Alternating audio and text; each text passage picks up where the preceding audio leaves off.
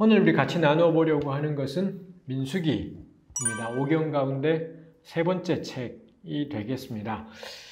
지난번에 이야기했었지만 이 출애굽기 19장에 이스라엘은 시내산, 출애굽한 이스라엘이 시내산에 도착하고 그 다음에 시내산에서 이루어진 것들이 출애굽기 19장부터 마지막까지 레위기 전체, 그 다음에 민수기까지 이어지는 것을 볼 수가 있죠. 그래서 민수기 같은 경우에 우리가 알고 있는 것처럼 민수기 1장 1절이 애굽에서 나온 지 둘째 해, 둘째 달, 첫째 날, 이렇게 출애굽 2년 차 되던 해 두 번째 달, 첫째 날, 여전히 시내 광야에서 모세에게 이르시는 야훼의 말씀, 이렇게 민수기가 시작하고 있습니다. 그 점에서 민수기는 이 시내산 단락이라는 큰 단락 안에 연결되고 있는 책이라고 할 수 있겠습니다.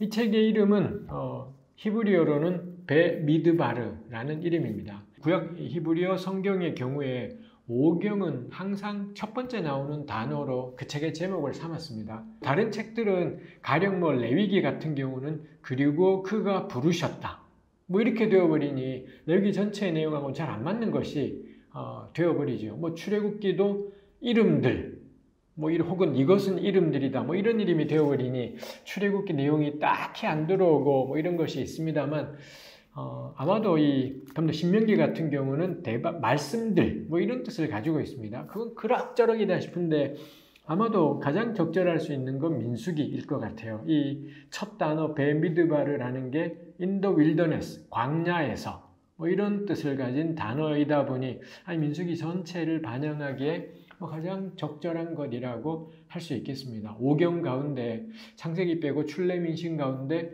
광야 방랑 부분이 그래도 집중적으로 다루어져 있는 곳이 이 민수기라는 점에서 광야에서라는 민수기의 제목은 꽤나 적절한, 민수기 전체를 잘 담아내고 있는 제목이다 싶기도 하죠. 그리고 우리는 왜 이 광야에서라는 노래도 있지 않습니까? 이 약간의 운동가요성 느낌에 있는 그런 노래가 있기도 하고, 또 이 광야라는 단어가 가지고 있는 어떤 뉘앙스가 있죠. 그 점에서 민수기가 좀 더 이 제목 자체로는 우리에게 다가오는 책이다 싶습니다. 근데 실제로 제목은 정말 멋진 제목입니다만 내용은 낭만적이진 않습니다. 민수기가 글쎄요, 언뜻 읽기에 가장 지루한 책이라고 하면 어쩌면 민수기이지 않을까. 레위기보다도 어쩌면 좀 더 지루하다 느껴질 수도 있는 것이 민수기다 싶기도 합니다. 그래서 오늘 제가 이렇게 강의를 나누면서 가장 바라는 것은 민수기가 안 지루하기를, 민수기가 덜 지루하기를 바라는 것이겠습니다. 그래서 한번 생각을 해보겠습니다. 히브리말 제목으로는 광야에서인 거고요. 영어권의 제목이 Numbers라는 이런 제목이고, 그게 이제 동양 문화권으로, 한자 문화권으로 와서는 민수기, 백성의 수를 센 기록, 이런 뜻의 한자말로 번역이 되었지요.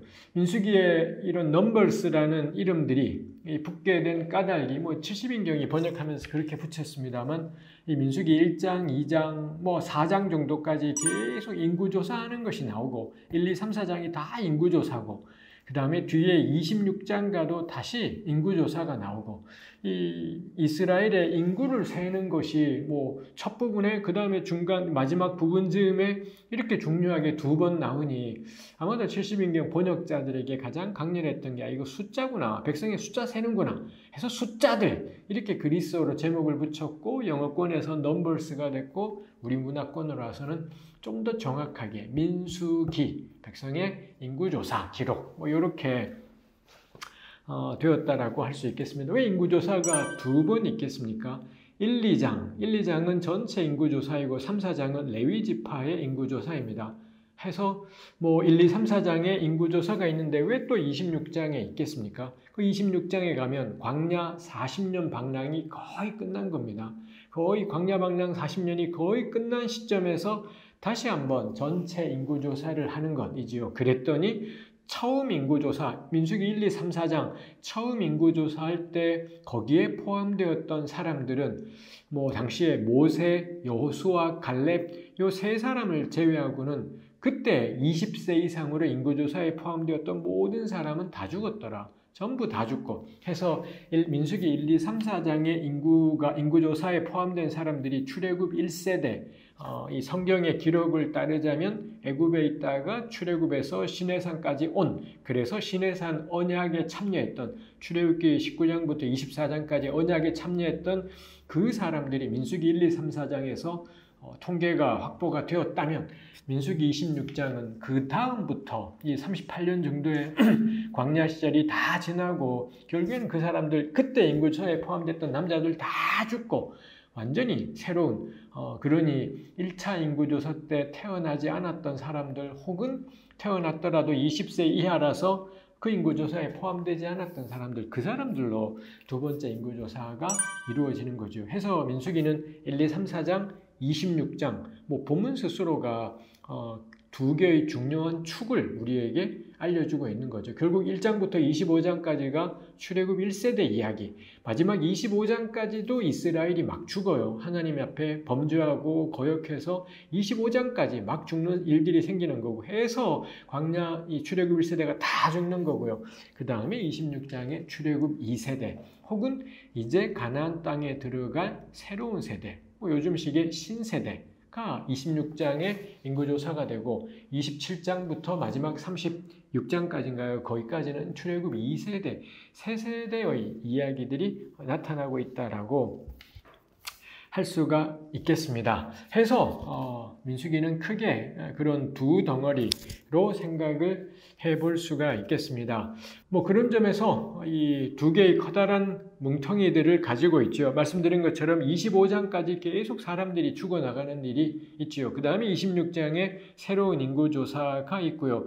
그리고 27장부터 마지막 36장까지는 어떤 불순종 사건도 나오지 않습니다. 그 전까지 민수기에는 계속 걸핏하면 불순종, 이걸로 불순종, 저걸로 불순종, 불평 이런 일들이 있었습니다만 26장 이후부터의 이 출애굽 세 세대는 불평, 불만 같은 사건이 적어도 실제로 있었는지 없었는지는 모르겠지만 적어도 민수기는 하나도 그에 대해서는 보도하지 않아요. 그리고 이 세 세대들은 굉장히 진취적으로 자신들의 일을 처리하고 행해나가고 있는 것을 볼 수가 있습니다. 특히 26장의 전체 인구조사 다음에 27장에서 이야기하는 게 슬로브핫의 네 딸들에 대해서 다루는 것이 있습니다. 그 네 딸들이 그 집안에 아들이 없이 이 네 딸들만 있었고, 그런데 딸들에는 기업이 상속이 안 되면은 그럼 어떻게 되는 거냐 해서 네 딸들이 모세에게 항의하고, 그래서는 모세가 충분히 타당하네, 이런 경우 딸들에게도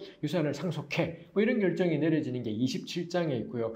이 슬로브핫의 네 딸들 그 다음에 나오는 게 여호수아가 모세를 뒤이어 후계자로 세워지는 이런 이야기들이 나오는 겁니다. 이런 방식의 내용들이 전개되고, 민수기 가장 마지막 36장에 가면 다시 슬로브핫의 네 딸들을 둘러싼 사건이 등장하는 걸 볼 수 있습니다. 결국 이 민수기는 26장의 두 번째 인구조사 다음에 27장부터 36장까지 출애굽 세 세대, 2세대를 다룰 때 슬로브핫의 네 딸들로 시작해서 슬로브핫의 네 딸들로 끝맺게 이렇게 설정을 하고 있어서 이게 독특하구나 싶은 거죠. 특히 오늘날에야 이 여성주의가 우리에게 알려진 덕분에 우리가 성경을 보고 일상을 살아갈 때 얼마나 무심코 차별적인 표현들이나 생각들이 있었고, 혹은 의도적으로 성차별적인 표현들이나 의도들이 있었던 것을 돌아보고 반성하는 계기가 되었습니다만, 정말 이 까마득한 고대를 배경으로 한 민수기가 출애굽 세 세대를 이야기할 때 슬로브핫의 네 딸들로 27장에 시작하고 36장에 끝맺는다라는 이런 식의 짜임새를 짠 건 굉장히 인상적이고 주목할 만한 일이다 싶어요. 이 고대인들은 무슨 생각을 했길래 이렇게 했던 걸까요? 적어도 민수기 27장부터 36장까지의 이런 내용들이 우리에게 보여주는 건, 그 다음에 여기 나오는 사람들은 다들 주체적입니다. 슬로브핫의 네 딸들도 기도하는데 이런 걸 하라고 하나님이 시켜서가 아니라 합리적인 요구. 아니 왜 우리는 여성이라는 이유로 우리한테는 유업을 안 주시면 그럼 우리 아버지의 이름은 어떻게 되는 거냐. 이런 것들이 뭐 기도 중에 나온 거라든지 하나님이 명령한 거라든지 이런 거 없습니다. 당연히 상식적이고 합리적인 요구들을 하고요. 그리고 가장 마지막에 이 슬로보아스의 네 딸들이 가령 이 자기 속한 지파, 므낫세 지파였던가요? 요 속한 지파 다른 지파 사람하고 결혼하면 그 여성과 함께 땅이 다른 지파로 이동하게 되니까 그래서 슬로보아스의 네 딸들은 이 지파 안의 남자랑 결혼하도록 하면 좋겠다. 이거를 같은 지파 사람들이 모세에게 문제 제기하고 모세가 그것도 역시 타당하겠다. 뭐 이렇게 되는 것이지요.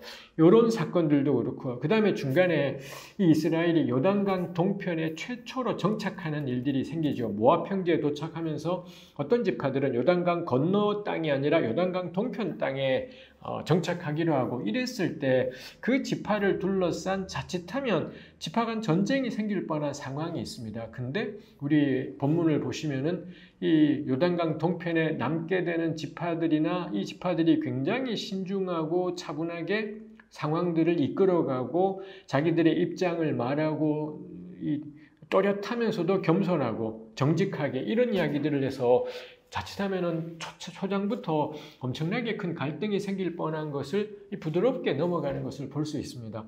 요거 세 세대인 겁니다. 이 세 세대가 야훼 하나님을 경외하면서 상식적이고 합리적이고 신중하고 전체 공동체를 고려하면서 뭐 차근차근 일을 해나가는 것들이 있더라라는 것입니다. 그 점에서 뜻밖에도 저는 민수기를 보면서 민수기가 21세기와도 통할 만큼 현대적인 어떤 감각들이 보인다 싶은 것이 있습니다. 특히 슬로보아스의 네 딸들 이야기는 주목할 만하죠.